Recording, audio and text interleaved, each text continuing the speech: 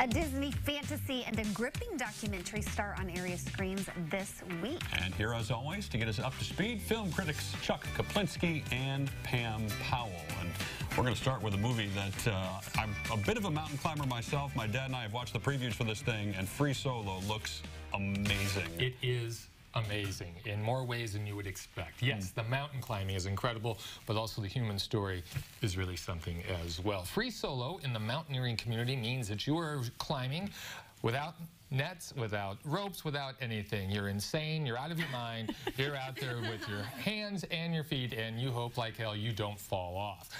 Apparently, according to the film, less than 1% of people who climb mountains subscribe to this method of climbing. And the guy in this movie, Alex Honnold, he has made his living as a free solo expert. This guy is about to challenge himself in this film by climbing El Capitan at Yosemite National Park, something that has never been done free solo, and it is a climb almost straight up 3,200 feet into the atmosphere. And this is something that his friends are worried about.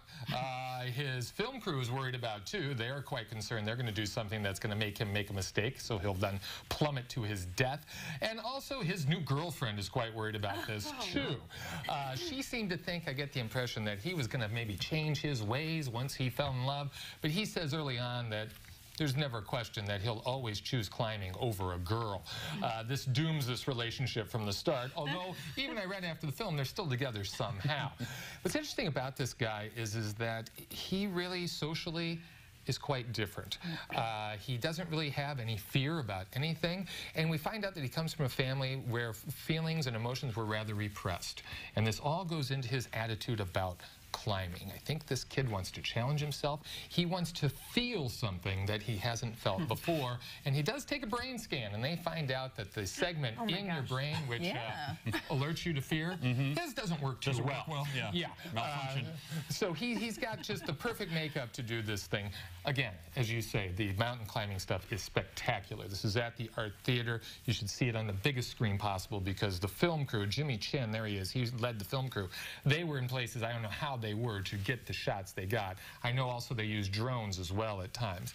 But this is just an incredible story about challenging yourself and pushing yourself to the limits, and then also maybe also finding out how to back away from those limits as well.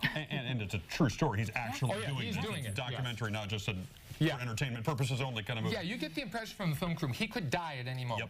He absolutely could. There are no ropes. There are no safety nets. There is nothing to save this guy. It has to be absolute perfection for him to live to the next moment.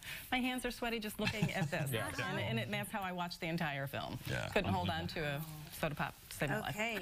Well, maybe a film a little less daring, The Nutcracker. The Nutcracker. And we know how that one ends. We do, don't we? But maybe you don't. This is a little different spin. Disney takes us into this magical world where they recount the story of the Nutcracker. A lot of us have seen the ballet. They know this. We know the story. But we delve a little bit more deeply into Clara, who is this brilliant child who understands physics and mechanical engineering. I love seeing this bright girl plunge into the depths of the fourth realm and all the different realms in this world that her mother actually created and discovered. Sadly, her mother is no longer with us. This takes place on Christmas Eve, and they go to this gala. She's looking for a key to open the egg that her mother gave her as a last Christmas present, and she finds it just in time for this little irritating mouse to snatch it away from her grasp. She finds Captain Philip, who accompanies her on this endeavor to find the key, and she also finds a lot more than she ever bargained for. Keira Knightley plays the Sugar Plum Fairy, and Helen Mirren is Mother Ginger. These characters are over-the-top fun.